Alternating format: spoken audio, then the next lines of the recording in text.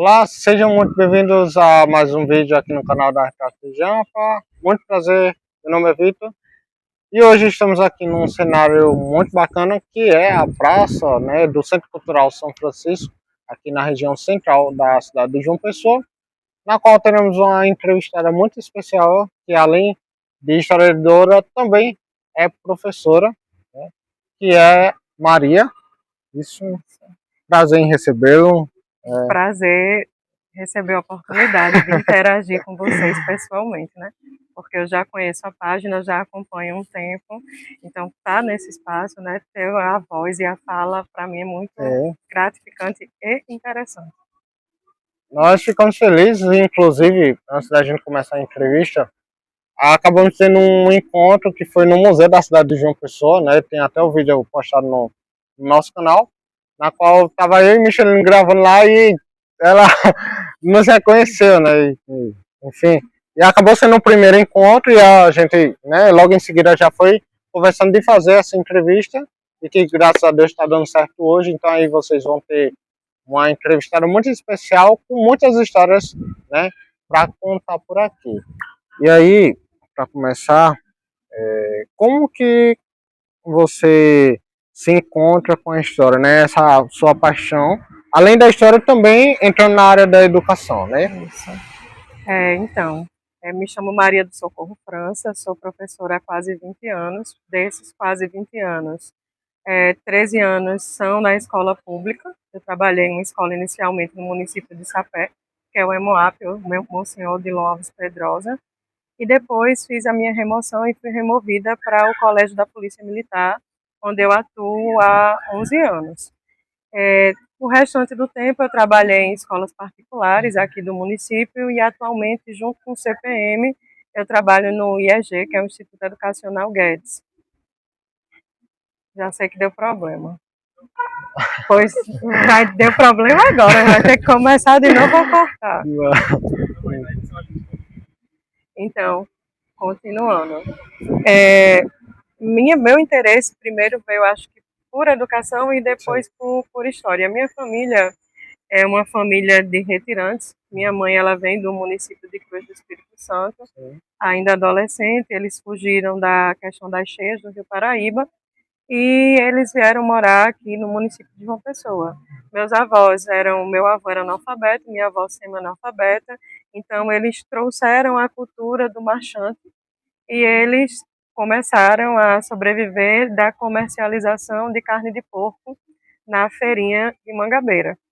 Então, meus pais, eles a vida toda tiveram como objetivo nos dar uma instrução para que nós tivéssemos oportunidade de ingressar no ensino superior, já que ninguém era formado. E aí, quando eu cheguei na quinta série, eu tive a oportunidade de ter aula da disciplina de História. Não existia História no ensino fundamental menor, né, como era chamado na época. Nós tínhamos aula de estudos sociais, então a gente ainda estava vivendo aquele currículo de transposição da época da ditadura, né, para o processo democrático. Quando eu cheguei na quinta série, já havia reformulado, já havia tido a reformulação do currículo e eu tive a oportunidade pela primeira vez de estudar história. Então, primeiramente me chamou a atenção o ato de lecionar, né? O professor tornou encantador o ministrar a aula e eu olhei, eu disse, caramba, talvez eu possa fazer isso da minha vida. E com o passar das aulas foi me chamando a atenção o conteúdo, a disciplina, tanto que eu tinha o sonho de estudar Egito. E à medida que os bimestres foram passando, eu fui me envolvendo com aquilo e acabei me tornando professora dos meus colegas, né? Em época de prova, a gente se reunia no pátio, o colégio era o Mário Tereza, e a gente sentava e a roda começou muito pequena e de repente, quando eu percebi, eu estava ministrando aula para todas as turmas da quinta série, para preparar essas turmas para fazer a prova de história, né? Sim, sim.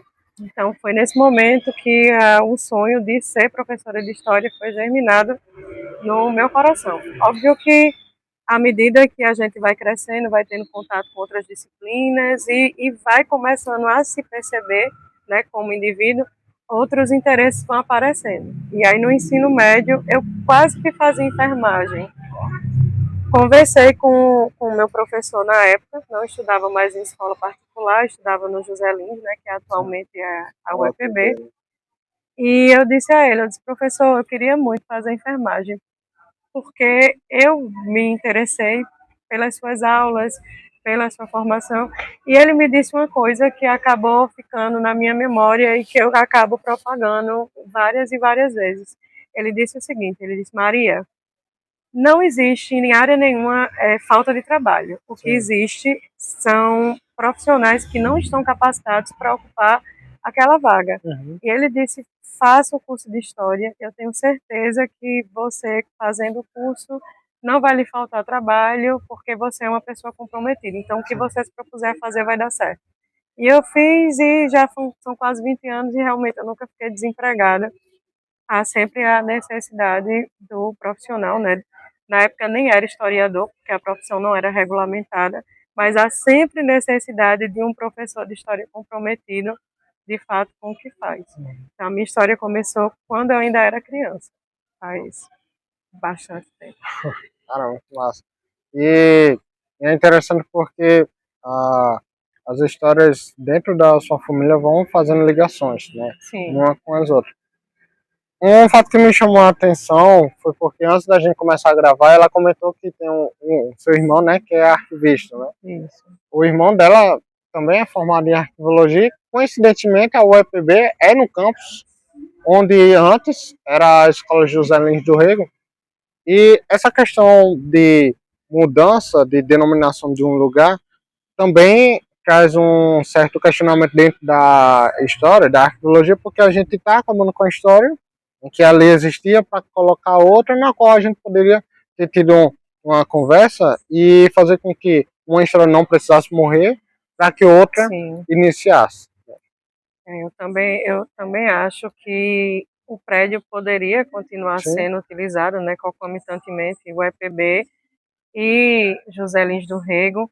É interessante falar sobre isso, porque dentro da UEPB nós temos curso de licenciatura, né? sim, Tem a licenciatura em Ciências Biológicas, então ali poderia ter se tornado um laboratório para que os alunos eles começassem as suas primeiras práticas. uhum, A gente tem esse exemplo que é tradicional, é antigo e é exitoso, que é o IEP, né? sim, O IEP aqui em João Pessoa continua formando no curso técnico de magistério, embora atualmente para atuar como professor exista a necessidade, né, a uhum, obrigatoriedade de se ter a graduação, mas continua ofertando e o primeiro laboratório dos professores, né, primeiro estágio supervisionado acontece dentro do núcleo do IEPinho, eles sim, oferecem as séries iniciais e a partir dali é desenvolvido todo um trabalho, né? uhum, Mas quem sabe a partir de gestões futuras, né, anos vindouros, sim, essa questão não seja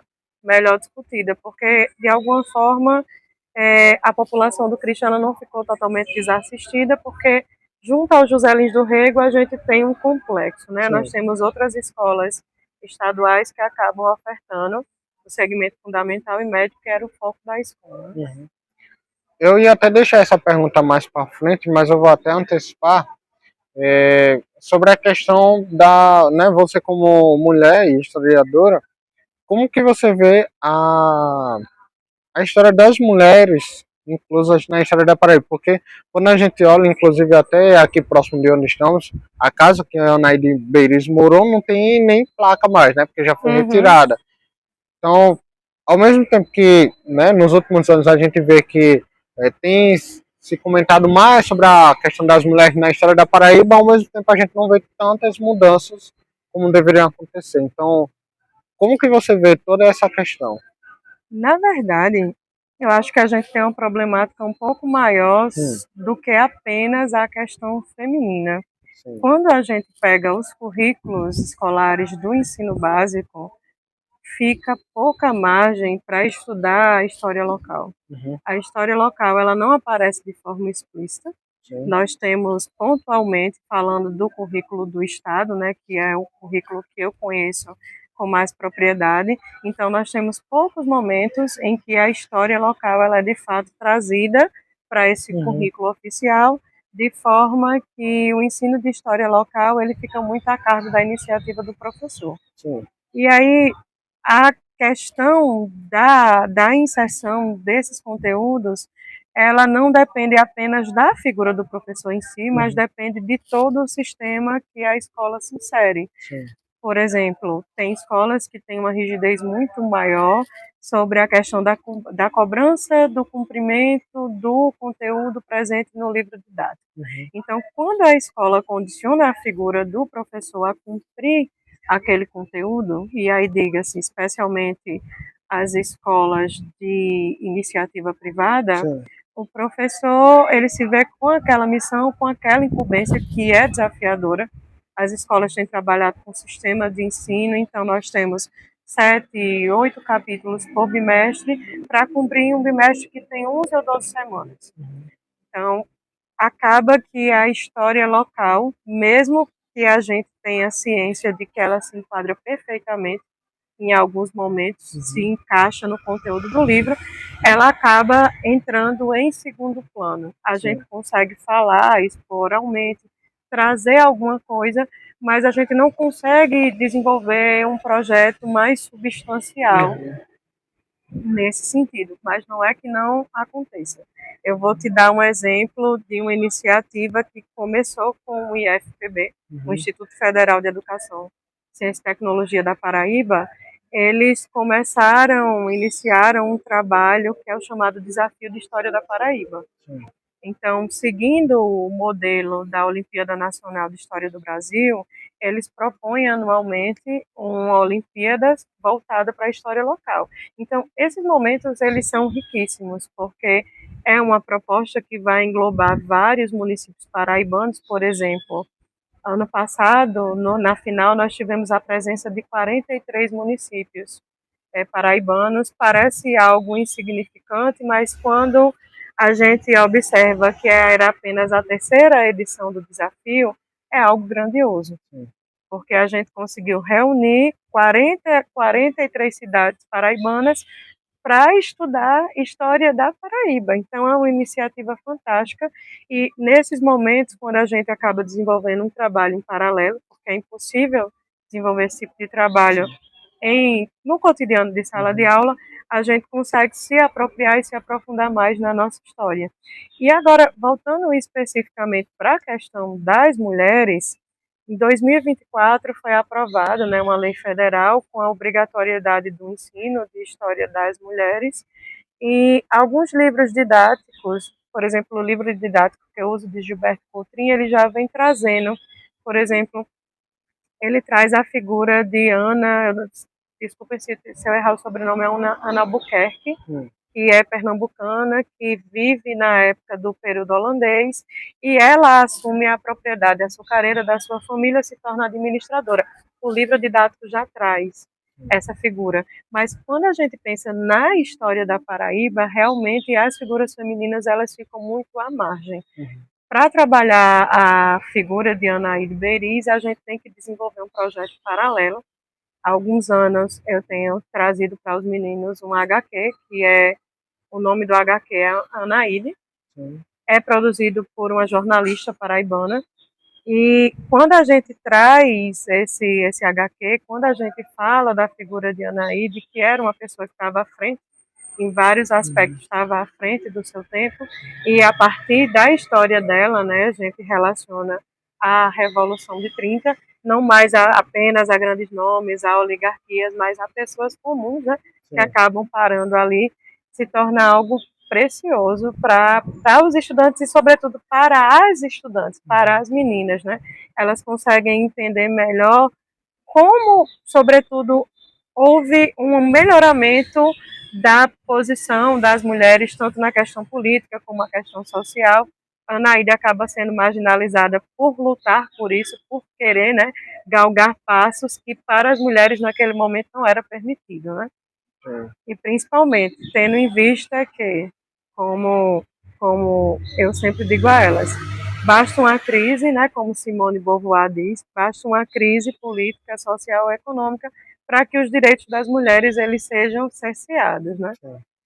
Parece muito natural se ter direito ao voto, se ter direito à fala, ter direito de assumir cargos públicos, mas isso daí é muito recente da história do nosso país. Né? Em sim. 1934, nós tivemos oficialmente direito ao voto, ou seja, não faz sequer 100 anos que nós, mulheres, podemos participar de forma ativa da política, e nós sentimos o reflexo disso até os Uhum. dias atuais. Se a gente olha para o cenário político brasileiro, a quantidade de mulheres, nós somos subrepresentadas. Uhum. E quando nós chegamos ao cargo de presidência, no processo de impeachment da Dilma Rousseff, que foi a nossa primeira presidente, a gente percebe toda a violência simbólica que existiu relacionada a esse processo de impeachment. Uhum. Figuras pejorativas, frases pejorativas. Então, a figura da mulher, nós temos o direito, mas ainda não, vamos dizer assim, nós ainda não nos consolidamos totalmente nesse cenário político que nós vivenciamos no Brasil em pleno século XXI. Sim. É, isso é um dos fatos, né, que retratam bem o Brasil, claro que não de uma forma que deveria acontecer, e ao mesmo tempo a história ela traz uma certa dúvida quando a gente visita alguns lugares e fica naquela dúvida, né, de quem fez a curadoria. Será que realmente conhece a história do lugar? Porque Verdade. alguns lugares desses, quando recebem pessoas, geralmente turistas, que não conhecem a história, vão sair com uma impressão diferente, né? E um fato interessante também que eu achei, quando você comentou, né, antes das gravações, sobre essa questão do ensino, né, para criançada, né, os jovens, porque é justamente de onde a história deveria começar, né, ali no ensino básico, e aí vai acontecendo. Eu vou trazer novamente o currículo, porque no currículo Sim. oficial, a história local ela deve ser ministrada terceiro e quarto ano do ensino Uhum. fundamental. E aí a gente pensa, os materiais didáticos geralmente são produzidos por editoras que não estão aqui na Paraíba. Sim. São livros que vêm de outras regiões para cá.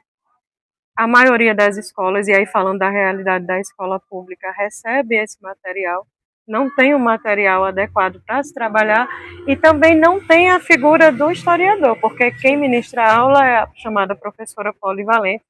Nós sabemos que ela é habilitada e capacitada, mas tem alguns detalhes que talvez os historiadores pudessem trazer à tona, à Sim. baila, com mais propriedade do que uma professora que tem formação em diversos campos da área de conhecimento.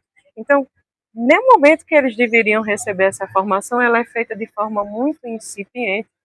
E quando esse jovem ele dá continuidade aos estudos, ele chega no ensino fundamental maior, chega no ensino médio, é, acaba que a história do local que ele vive é muito descolada da sua realidade. Um jovem vem ao centro da cidade, ele passa pelos monumentos, passa pelos patrimônios, por exemplo, o Centro Cultural São Francisco, mas ele não entende qual é a importância daquele patrimônio, onde ele se insere na realidade. E essa foi uma das motivações para eu ter trabalhado o ensino, né, de história através Sim. do patrimônio na minha dissertação de mestrado, porque isso sempre me inquietou. Como é que você mora num local e você não conhece a história do local? Ora, porque a escola, que é o espaço onde se Sim. deveria aprender, não oportuniza. Então, nós fizemos um estudo do meio, aqui no centro. Por que não fazer, por exemplo, no bairro de Mangabeira, que é onde a escola se situa? Eles precisam entender sobre Mangabeira, mas eu achei que o pontapé inicial seria entender um pouco da cidade, do macro, para depois voltar para o micro. E o resultado foi muito bom, porque os alunos eles realmente começaram a entender como é que essa cidade, esse centro histórico foi construído ainda no período colonial, como ele permanece. A gente tem aqui ao fundo o Centro Cultural São Francisco, que Sim. hoje funciona como igreja, como museu, mas não é a única funcionalidade, né? Ao longo do tempo, esse prédio ele funcionou como escola de aprendizes, esse prédio ele funcionou também como um quartel-general na época do período holandês. Então, nós temos os múltiplos usos do solo. É um patrimônio que traz muito mais informações do que apenas a dimensão religiosa. Dentro do prédio, a gente tem ambientes que eram frequentados por pessoas escravizadas, né? E aí a gente começa a entender melhor a dimensão, a dinâmica da escravidão dentro do município, né? Que era Paraíba do Norte na época, e eu tive a oportunidade de trabalhar com os meninos à luz dessa questão do patrimônio, mas se não houver muita força de vontade para que isso seja trazido de alguma outra forma, eles não vão ter acesso. E eu aproveito para falar sobre a questão da história pública. A gente tem Samuel Rafael, que é um historiador britânico, no final da década de 80, início da década de 90, ele é o primeiro a trazer o termo história pública, porque, na verdade, nós somos cercados cotidianamente, mesmo que nós não tenhamos conhecimento, nós somos cercados de história. Quando você senta na frente de uma televisão e você se propõe a assistir uma novela de época, aquilo dali é história. Sim. Quando você vem ao centro da cidade resolver um problema e você se depara com o nosso centro histórico que está recheado de prédios, isso é história. E aí, o X da questão da história pública é quem produz essa história pública e como o historiador ele pode interferir para que as pessoas elas tenham uma maior consciência do que naquela novela a gente tem de dimensão histórica e do que a gente tem de dimensão fictícia. E aí, dentro do meu trabalho, pensando nessa ideia de história pública, eu trouxe inclusive um vídeo de vocês falando sobre um dos pontos do centro histórico. Na verdade, não foi um, foram dois vídeos. Um fala sobre a Bica. Sim.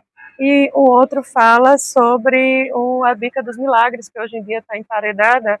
E é uma boa forma de mostrar aos meninos, mostrar à educação básica, que existe conteúdo de qualidade, conteúdo que tem compromisso com a história, sendo produzido por paraibanos e para paraibanos, né? Então é um momento que abre as portas para que eles tenham direcionamento, porque hoje a geração é nativa digital, tem muito acesso à tecnologia, mas o que falta, na verdade, é direcionamento e orientação. Então, quando a gente traz esse tipo de conteúdo, a gente começa a afunilar, né, o olhar deles e educar o olhar deles para que sejam criteriosos sobre o que eles consomem de história pública, né, história produzida por todos e para todos. Quando ela contou isso, no primeiro encontro que a gente teve lá no Museu da Cidade de João Pessoa, eu fiquei muito feliz com essa informação, porque assim, a gente produz os conteúdos, já teve pessoas que já perguntaram assim, mas você já recebeu aplauso da Câmara, de política? A gente não liga para a parte política, a gente liga para que as pessoas, como a professora aqui até relatou, né, assistam e até utilizar os conteúdos da gente, né, em sala de aula, assim, é muito gratificante. Isso é muito mais gratificante do que receber aplauso de Câmara Municipal de qualquer político, porque o nosso intuito é mostrar a cidade, contar a história como ela é para as pessoas, né? Então, a professora, fico muito feliz com essa informação. Quem sabe qualquer outro vídeo também, se quiser, pode utilizar normalmente, né, com seus alunos. E falando ainda de alunos, ao longo do tempo que eu estudei, né, nas escolas, eu percebo também que a história do Brasil ela não é tão regionalizada como deveria. Mas aí a gente sempre fica mais no eixo Rio-São Paulo, Rio-São Paulo, né? E é mais fácil um aluno da Paraíba saber quem foi o prefeito do Rio de Janeiro do que saber quem é o atual governador da Paraíba. Então, assim, é algo que é preocupante, mas que ao mesmo tempo é comum, né, no Brasil. E eu acho que é fruto do que eu já tinha falado anteriormente. O próprio material didático, ele é produzido por editoras que estão nesse eixo, né, sul-sudeste do Brasil. Esse material é adquirido pelo governo ou pela iniciativa privada e é o material que é consumido. Não tanto na escola privada, mas dentro da escola pública, isso é fato. Tem estudantes que o único livro que tem, o único acesso a livro que se tem são os livros didáticos que recebem da escola. Então, é muito difícil trazer para esse estudante ou propor para esse estudante uma história diferente do que está presente naquele material, porque é a história que ele consome. Então, acho que, na verdade, para o historiador paraibano, a perspectiva e a ideia tem que ser trazer a chamada história vista de baixo. E aí não vista de baixo apenas pelos excluídos, mas Sim. vista pelos estados que não estão no centro das narrativas históricas. E a gente sempre pensa nessa questão de que o eixo, Rio, São Paulo, eles são prioridades, mas tem alguns momentos que a história da Paraíba ela poderia aparecer de forma mais efetiva. Sim. Por exemplo, a gente estuda, que vocês fizeram uma série de vídeos, foi fantástico, a gente estuda a Revolução de 1817, o livro didático chama de Revolução Pernambucana, quando na verdade a gente sabe que a Paraíba, além de ter tido uma participação ativa, não por acaso nós temos várias placas espalhadas pelo centro, Igreja de Lourdes, vamos dizer assim, no popular, na beira da linha do trem, nós temos as placas dos indivíduos que foram presos, paraibanos que foram presos, foram decapitados, tiveram suas mãos, seus pés cortados e expostos para que se vissem de exemplo, mas o nome é Revolução Pernambucana, por que não a Revolução de 1817? E em sala eu estou sempre martelando, gente, é a Revolução de 1817, porque na verdade é muito maior. Existe a proposta de que, se o projeto vingasse, a capital poderia ser Campina Grande. Então a gente tem, até quando a história está muito voltada para o Nordeste, a Paraíba ela sempre fica um pouco em segundo plano, mas isso não é algo que, vamos dizer assim, não é algo que acontece, não é apenas com a Paraíba, né? Não é uma coisa voltada apenas para a Paraíba. Por exemplo, quando a gente tem no livro didático, quando a gente tem a história da Bahia, por exemplo, quando se tem a história dos baianos, sempre o foco principal é Salvador, mas a gente sabe que a região do Recôncavo Baiano, ela vai corroborar, por exemplo, ativamente com a revolta dos alfaiates. E o foco vão ser sempre os centros urbanos. Então a ideia é procurar as brechas, trazer essa história vista de baixo, no sentido de trazer o nosso estado sempre que for possível para que ele se torne protagonista dos processos. Tanto nos grandes eventos, por exemplo, a Revolução de 30 é uma oportunidade maravilhosa de trazer a Paraíba para o cenário político nacional, mas até em assuntos que aparentemente não daria para inserir. Por exemplo, quando a gente está estudando a cultura dos povos indígenas, por que não falar da realidade da Paraíba? A gente tem o nosso litoral norte. A população, ela foi uma das primeiras populações que recebeu o título de posse de terra ainda no Império, né, Dom Pedro II. As pessoas não sabem disso. Então, quando a gente está estudando a história dos povos indígenas, um bom ponto de partida é, ao invés de estudar os povos que o livro didático está trazendo, não que não seja importante, né? É importante, é necessário, nós temos que fazer até a exaustão, estudar os indígenas, estudar a população negra, porque durante muito tempo estiveram fora desses conteúdos, mas por que não começar da nossa realidade? Porque aí quando a gente começa da nossa realidade, a gente começa a entender melhor até algumas coisas que a gente começa a ter uma alfabetização, uma educação do olhar, para observar coisas que inicialmente passariam batidas, porque o IBGE ele faz o levantamento, né, periodicamente o censo, porque no litoral norte as cidades Baía da Traição, Marcação, porque essas cidades a maioria da população é indígena, porque essa população indígena ela pode permanecer ali por ter o título da terra. E a gente vai começando a fazer essas associações e vai começando a se ter um letramento, né, histórico, começando a ter uma educação, uma alfabetização para um ensino de história, para entender melhor esse processo que é a construção do conhecimento da história, né? Sim. Tenho duas perguntas a mais para fazer, que aí eu vou emendar elas e aí você responde. Que uma delas seria, se você, né, já há um bom tempo que você atua nessa área de história, se você acha que a história, por muitos, ela é muito romantizada, né, de tipo assim, porque em algumas ocasiões as pessoas esquecem de contar como a história aconteceu, por tipo, porque é muito pesado para contar ou algo do tipo.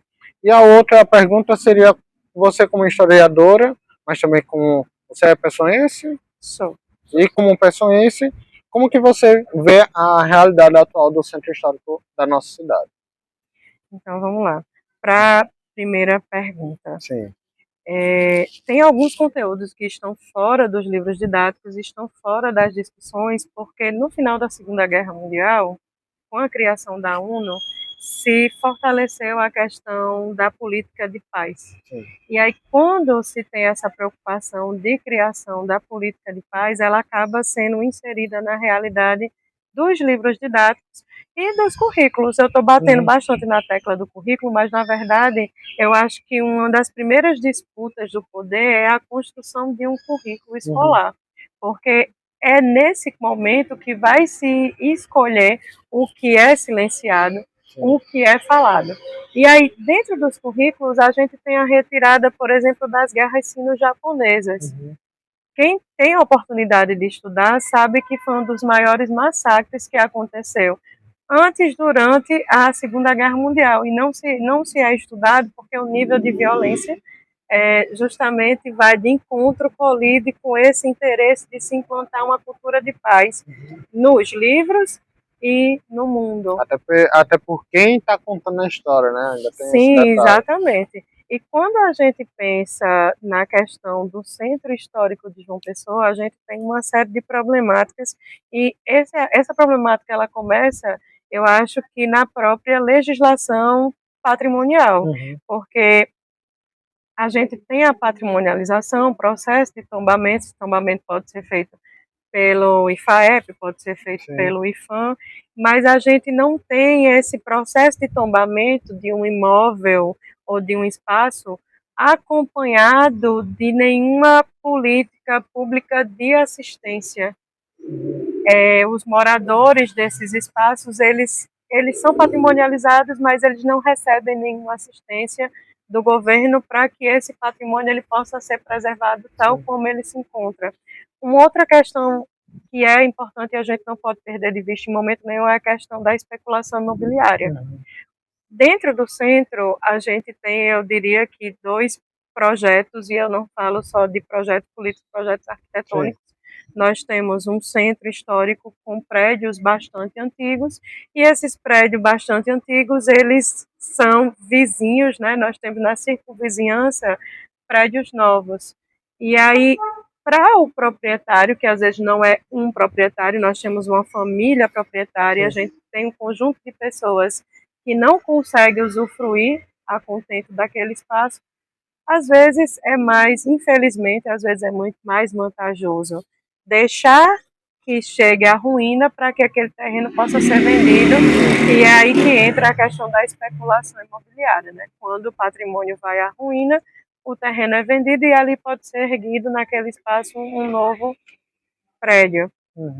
Mas além dessa questão política, a gente tem algumas questões de disputa de poder mesmo. Por exemplo, aqui embaixo, a gente tem a comunidade do Porto do Capim, e indo e voltando não, né? Sempre que há gestão de determinadas pessoas, a população local já é comprovado, ele já tem respaldo histórico, é uma população tradicionalmente ribeirinha que está nesse local há muitas gerações.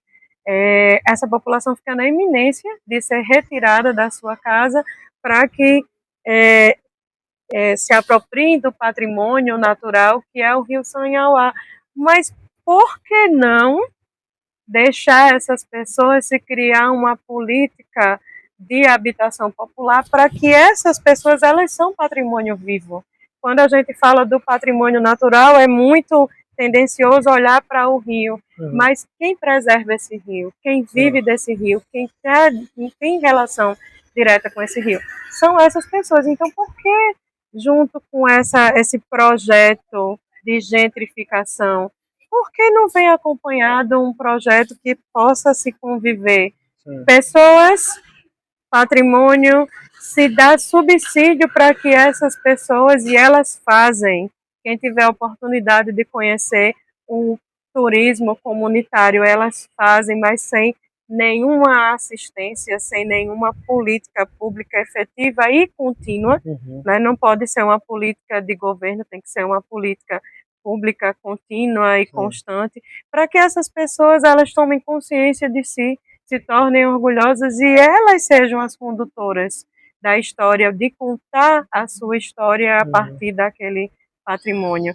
Tem um livro de Sandra Pellegrini e de Pedro Paulo Funari que fala sobre iniciativas exitosas sobre a preservação do patrimônio.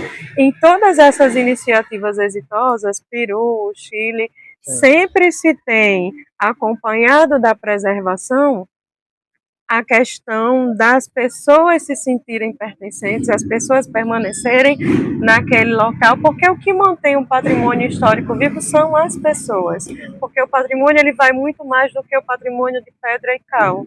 O patrimônio envolve pessoas, espaços, e quem vai perpetuar a importância dessa história, contar essa história, replicar e preservar, a gente não preserva o que a gente não conhece. Porque qual é a ideia inicial? Qual é a ideia do senso comum de patrimônio? Patrimônio é uma coisa cara. Como é que você vai achar que isso é caro? O Rio é caro. A APL, que é a Associação Paraibana de Letras, é cara se você não conhece a história. Então é preciso revitalizar o centro, mas principalmente conscientizar as pessoas, e as pessoas que já estão aqui, elas devem ser aproveitadas para contar, recontar e salientar a importância que esse patrimônio tem. Então, enquanto a gente não tiver essa política pública alinhando todos esses aspectos, pessoas, espaços, narrativas e memórias, a gente não vai ter vamos dizer assim, a gente não vai ter uma preservação efetiva do nosso centro histórico. Até porque se não fossem por essas pessoas que moram no centro histórico, certamente estaria muito mais pior.